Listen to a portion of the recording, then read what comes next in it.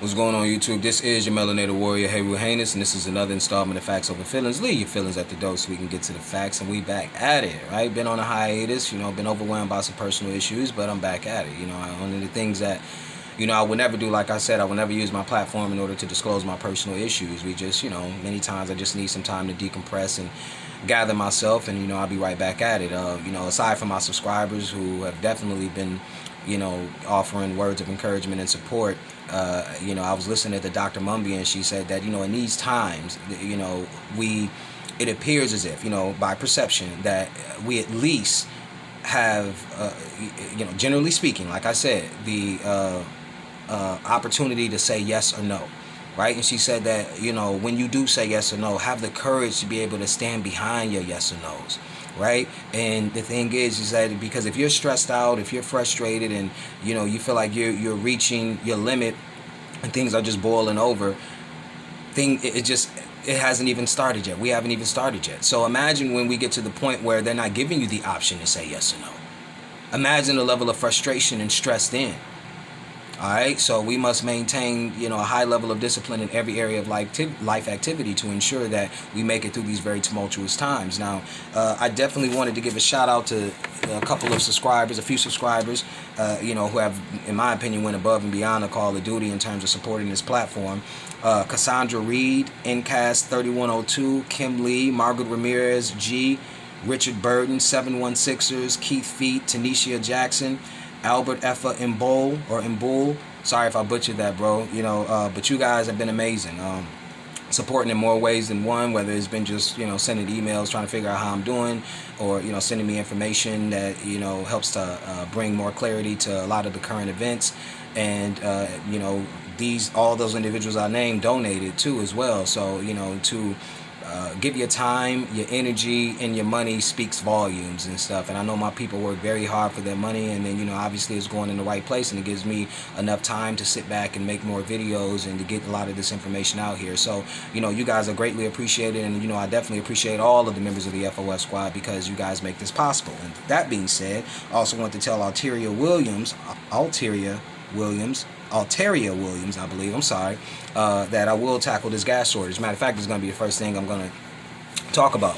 And so let's get right into it. The thing is, and I know it may seem like it's a little late, but it's not, because, see, this is laying the groundwork, to show you that once they destabilize this country, in all of these different areas, the collective assault is what's going to send it into a tailspin. See, and look at the reasoning that they had given. We're going to bring a lot of things to light just from taking this one.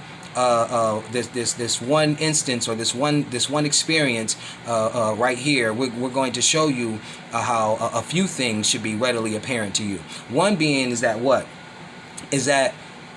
something doesn't make any sense. If, like I said, look like a duck, walk like a duck, man, you already know. Because in my opinion, they said, what did they say? They told us that, okay, it was some Russian hackers, okay? And these Russian hackers were responsible for hacking into this billion-dollar entity, this Colonial pipeline, which is stationed somewhere in Texas, I believe, and is responsible for 45% of the refined oil products like gas, diesel, jet fuel for the whole East Coast, right? But we also know that this sends ripple effects through other markets and also as well as affecting other regions. But I digress. The point being is that they told us that these hackers hacked in, right, and then demanded $5 million. I mean, that's just ridiculous. And we know that they said that they were Russians, like I said. So now the United States government had said that, okay, well, we know it's the Russian government. The Russian government isn't directly involved, but we know it was some Russians, which leaves us with the subliminal that the Russian government must have been indirectly involved. But I digress off of that point to say all this is to say this. Okay, you have some hackers that were smart enough to hack into a billion-dollar entity, but wasn't smart enough to ask for more money? I know people who've got more money on IRS tax scams. They didn't have to do half the stuff or risk half the the life and limb as these individuals have to risk.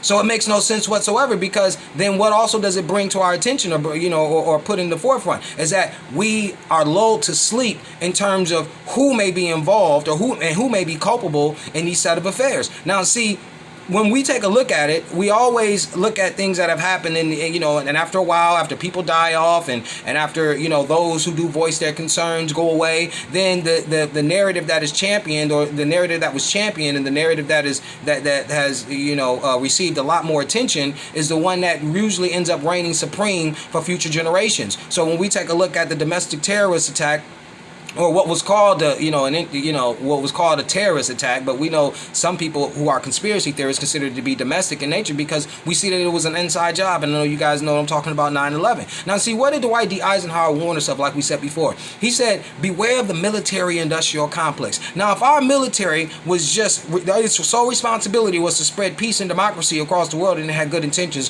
why would a president warn you about it?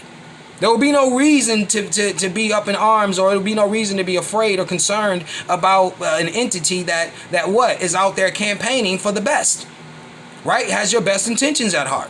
But he knew better. And you should know better, that the biggest threat to the sovereignty of a nation is the government that subjects them to their rule. That's the biggest threat to the sovereignty of the people. You must know that.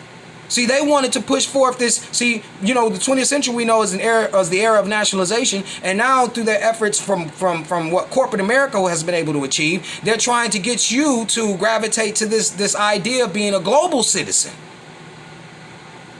Okay, move past nationalism, transcending nationalism. All right, so who has more of an interest for this country to fall than those in corporate America? McDonald's is everywhere. All these corporations are everywhere, operating with impunity in most cases. And so this is what you have to understand, is that they're not loyal, to this country, as other people, feel themselves being, committed and tied to this land. There's no, you can't even compare the two. You see, so the thing is that, like I said before, this is one of the reasons why we have to pay attention to what's going on, because remember how powerful we're showing also too, how powerful the media is. Because see, like we said, I'm gonna show you an article, not an article, obviously it's just a screenshot, but it was a video that you can easily look up. It was from Sky News Australia. It came out about a week ago, and that was the title: Australia is being more realistic about possibility of war with China. Now, see, this is what's going to help us. We're going to highlight a couple of things that should have, obviously just jumped out at us, right, without a problem, without any issues. Is that now you see that a lot of this stuff is going under our radar because we're being overwhelmed by domestic issues, and rightfully so. Some of these have legitimacy, but a lot of people, if you got any analytical skills to speak of, that some of this stuff is being manufactured, or most of all of it is being manufactured. But we know that some of it, put a little work in, on the acting side. But the fact of the matter is that it's taken away from what is inevitable. All right, the total breakdown of the world as we know it. Right, to usher in a new agenda, order out of chaos. So what you have is that, when you know anything about war, you have Australia realizing that it may inevitably go to war with China, and then who's the ally of Australia? Okay? You see, the United States. So the United States might as well say that they might as well, and they've had tensions, and their tensions, between them and China has risen dramatically too as well. So, this doesn't sit well. And it shouldn't sit well for other people. But like we said, we're about to highlight the power of the media, because remember, in the latter part of 2019, when they had first got the report to the beer virus, what did they do? They sat on it. And then they wanted to, because they knew they had a scapegoat ready and handy, the Trump administration. They knew what Trump's character and how he was. Now, how much of this is scripted, we don't know. But we do know that it's all political theater. But I digress. The point being is that they knew. But the first three months, or the first quarter of 2020, what did we spend our time doing? They spent their time in the media, offering condolences to Kobe's family, which was a tragic set of events. But the reality of it is, it pales in comparison to the millions upon millions of lives that have been compromised because we did not receive the proper information regarding this so-called pandemic. They chose to report on somebody who could throw a ball in the hoop. You see, and right now, like we said, the same thing is going on with a lot of the things that's happening right here in this country, even though they do have some legitimacy, right?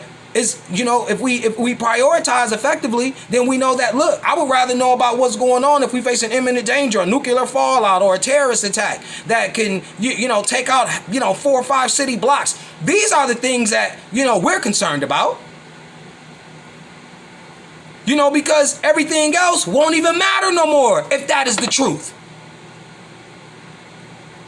You see? So that's why I said we have a hard time prioritizing, simply because this shows you how much power the media has. Now, remember, the media feigned all of this weakness during the Trump administration. Oh, Trump's doing what he wants to do. But then when they wanted to silence Trump, then all of a sudden the censor era came into play. Censorship was at an all-time high, censoring the president and all of this, but then the media was telling us how powerful Trump was, and he didn't get the information out. But then when it was time for them to step up and buck and show Trump how powerful they was, they shut him the fuck down.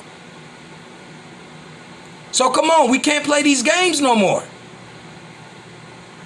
So, like I said before, These are these arguments, man, that we got to get away from, and then we got to understand that there's a history, and we got to understand that history in terms of all of these conflicts, because then it will begin to go over our head, and we don't want to have compartmentalized information. That's not what we do. We know a group of people that specialize in that, and that's one of the reasons why this environment that we live in is so toxic, because people are walking around here with surface level information because it's compartmentalized and acting like they're experts.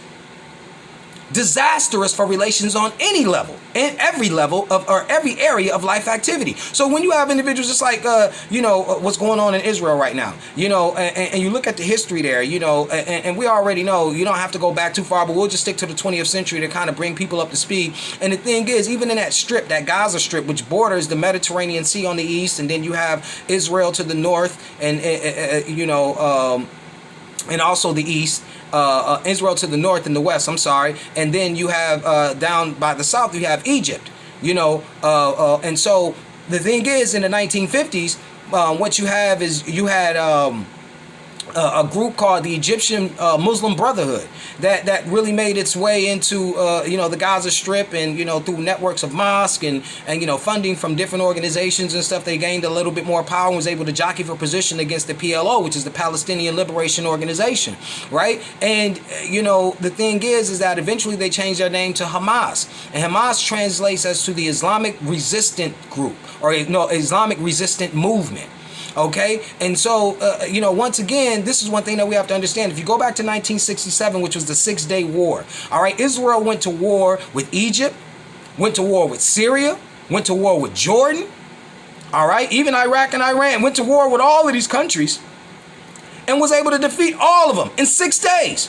Why? Because they had America's weapons. See, and that goes back to us knowing that, this is commit this to memory. See, one thing we have to realize, we think that America exports nothing. No, they make money off exporting their entertainment and their weapons.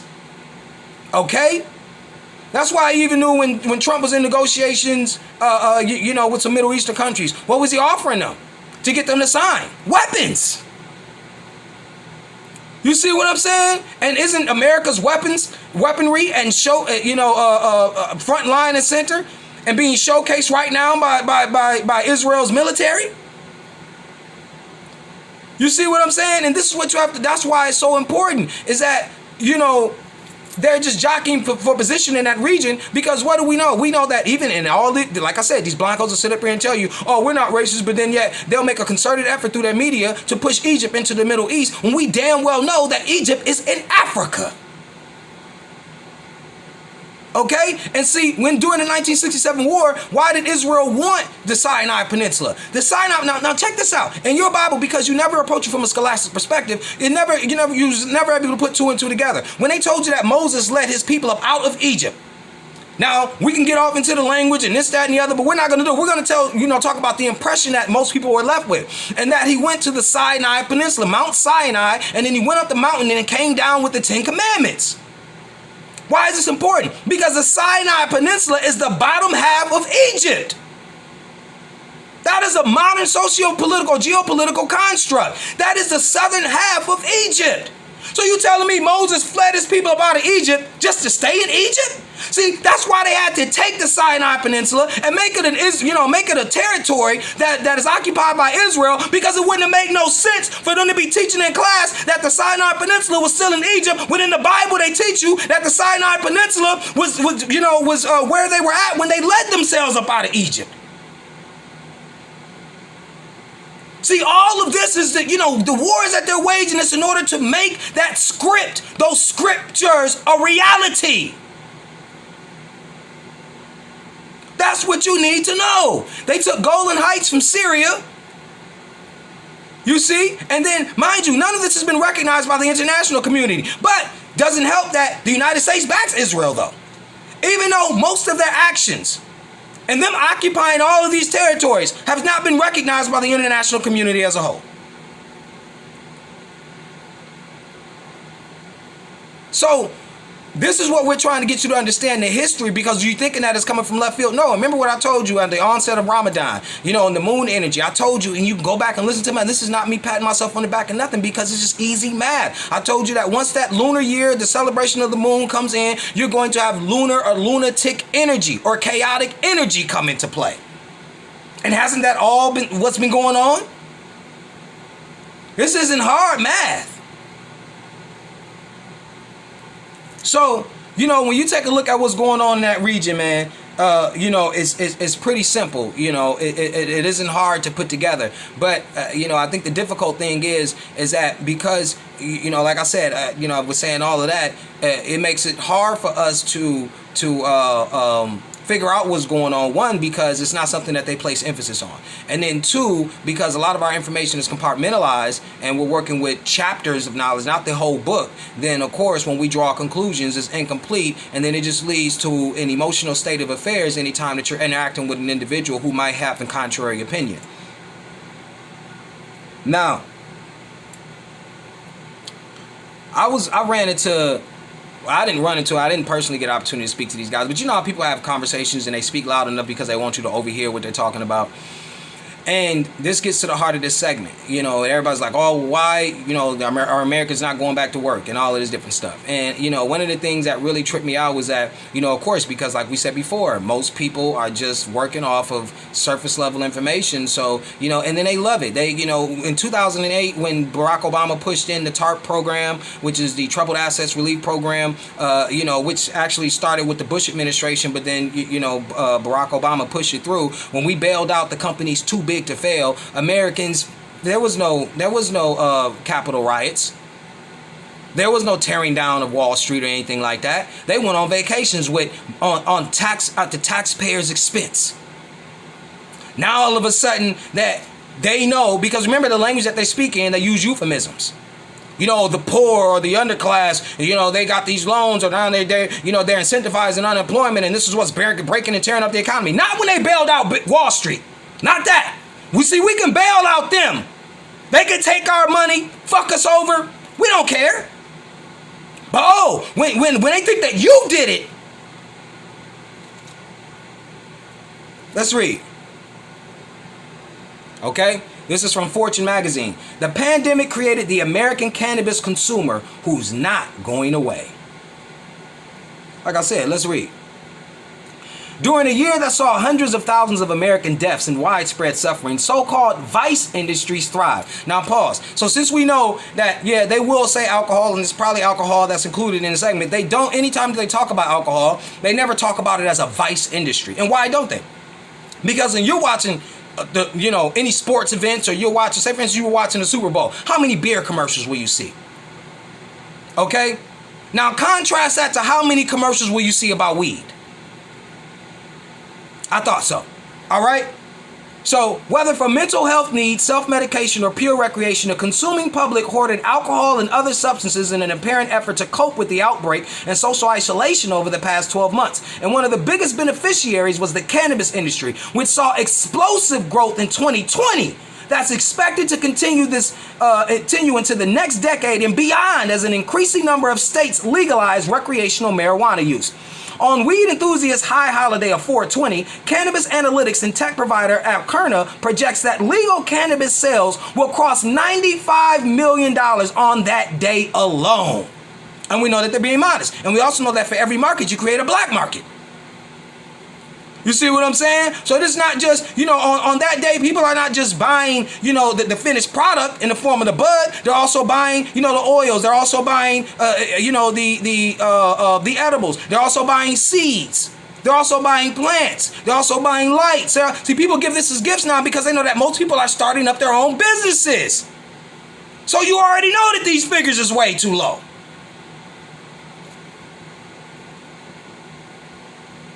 Okay? Now we'll read down, same source. America's purchased $18.3 billion in cannabis products over the past calendar year. $7.6 billion more than the $10.7 billion in sales the previous year, writes the cannabis-focused Leafly in a report compiled from marijuana state tax and revenue records. Now this is the state. Now keep that in mind. Commit that to memory. This is what's on record. Billions of dollars that these states are making, yet the federal government opposes it. The federal government want to sit up there and say, Jeff Sessions is saying, and I'm going to read that because that's part of a bulletin point in one of the next sources that we're going to bring up. He's going to say, oh, well, yeah, we believe that the federal government should be sitting up there and enforcing the law regardless, even if the states have legalized it. Oh, but yeah, you're not going after the states and the money. They the one accepting the bread. That's why I told you that your government is the biggest threat to your sovereignty. They still want to arrest you, but yet the states are collecting billions of dollars. And you're wondering where the job's going. They're making billions of dollars. People are opening up dispensaries. People are doing their own things in their homes. And then you're wondering where the job's going? So you telling me that somebody can make more money growing something that smells like pancakes rather than flipping pancakes, and you want them to come back to IHOP? You want them to come back to Wendy's? You want them to come back to McDonald's? You want them to get their job back at Walmart? You out of your damn mind. See, because we know that the service industry, which is more or less the restaurant industry, was responsible for employing somewhere up to 70 to 80% of Americans. Now that Americans got hip, and it was like, look, this industry ain't even as automated as the one that I came from. At least I'm not in threat of a robot taking my damn job.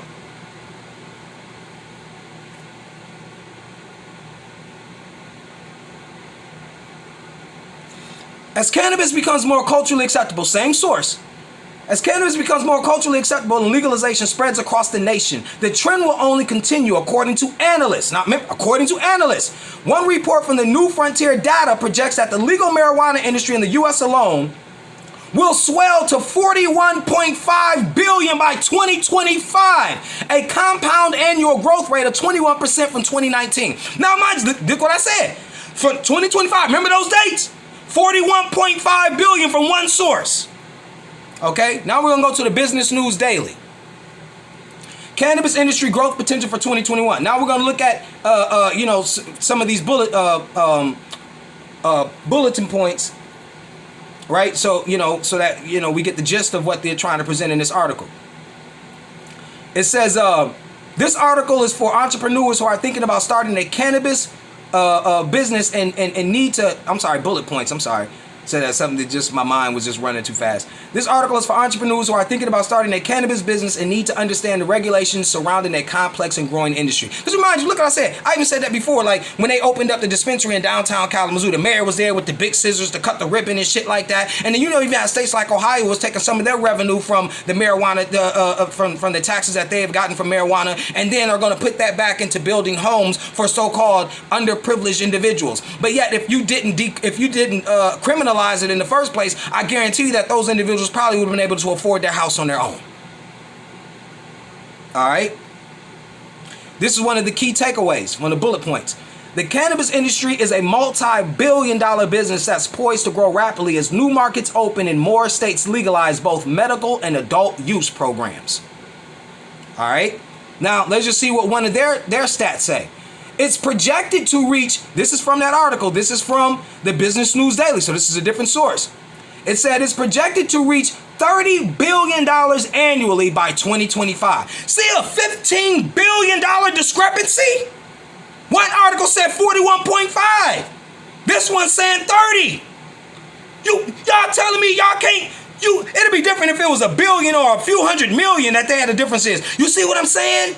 They don't want to give it its due because remember, it's still considered as a Schedule 1 narcotic. In the same category as LSD, heroin, meth. That's where they place weed. But we're going to see how they contradict themselves because these Blancos are crafty.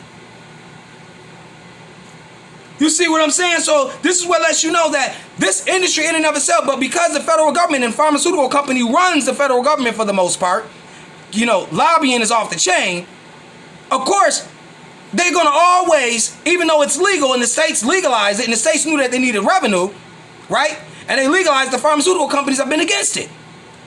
And we know why. They don't want nobody competing with their opioids.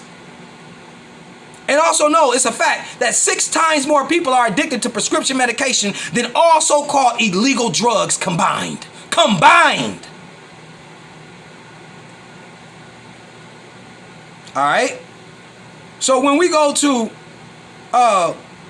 understanding these things, which I believe I'm going to go off into the next segment. But, we have to place emphasis on this. And I think I'm going to double back. I'm going to circle back on some of these things, in the next segment. But, I want you to understand just how important that is, and that how they characterize it, because you have to realize that even when they talk about, and I'm going to talk about that in the next segment, how, they were like, oh, well, yeah, the Mexicans brought it across the border and all of this different stuff. And, they made recreational marijuana cool. I mean, even to this day, we already know, even as of recently in the 20th century when hip hop was at its apex and gangster rap music with NWA, which also people know that, we were caught up in those moments. But now that I have an opportunity to look back, I know that they were just plants. They had us sitting up there yelling F the police and wanting to sell drugs when, they pushed crack in our neighborhoods and AIDS and all of that different stuff. Now, I remind you, everything that was affecting our neighborhood, NWA encapsulated it.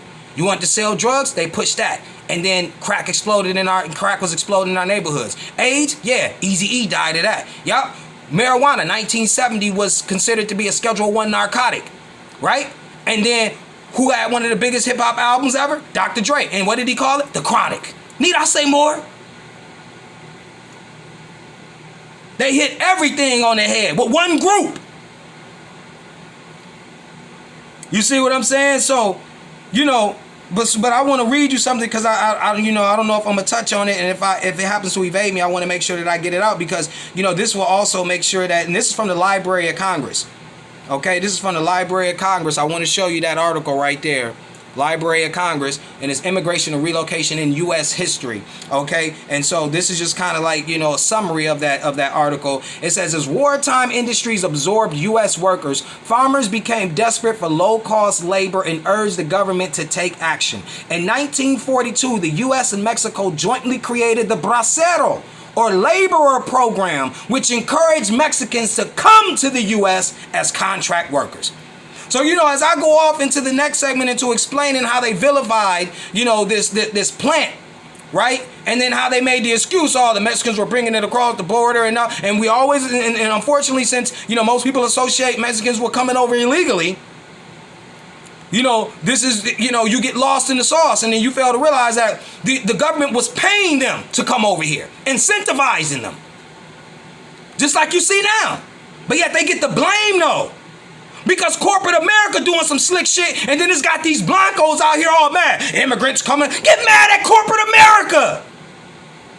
How is it that these Blancos ignore corporate America and what they do? Because they would rather have you as a scapegoat. Remember all the countless videos I talk about? They're cowards. They want easy targets. They don't want to face the real warmongers. They rather use you as an excuse. Oh, these niggers and these Mexicans are coming around here and they're blah, blah, blah, blah, blah. And then corporate America like, yeah, that's what's it. Here, sign right here. You say you and your family can work for how many days? It's unbelievable. We will never be able to have an honest discussion about race because no one is being honest. This is why race relations won't improve, because you're never going to be able to have an honest discussion about it. They got all sorts of euphemisms and play on words in order to mean stuff that other than what is, we know that it means, right? Like Martin Luther King, or the so-called Martin Luther King said, it's couched in their language. How you ever gonna be able to get around when they can say, oh no, I said this and we said that. Oh, we don't say black people anymore. We say urban, or we say inner city. You see, the language, man, is what you have to pay attention to, because remind you, like I said before, this is what they do. They know the vast majority of people, just like they know the vast majority of people don't know anything about guns. So that's why when they show you a gun that looks like, it can, do a lot of damage, it may be a semi-automatic shotgun, but, you're looking at it like it's a Rambo gun. You have AK style shotguns. Looks just like an AK, but it's a shotgun. But when people see it, they see, since they're just familiar with, one of the most popular forms of those type of weapons is the AK. That's what they associated with. So they're like, that's an assault rifle. No, that's a shotgun. And see the design, the fact that it's black, all these things. That's how it happens. You see what I'm saying? So yeah, I said all that to say this is like we're gonna touch off and obviously elaborate a little bit more. This has just been the first part, and we're gonna show you as to the reason why, and we've proved without a shadow of a doubt, and as to why people are not clamoring to go back and get these jobs and be slaves, because why? There's other industries that have popped up. So if you want to continue, and then people say it ain't about race, and I'll just prove to you that it's not. And most of these people held these old views. Because it was views that came out of political theater, right? Because they're upset, and all of these states collecting that revenue. Facts over feelings. Let's get it.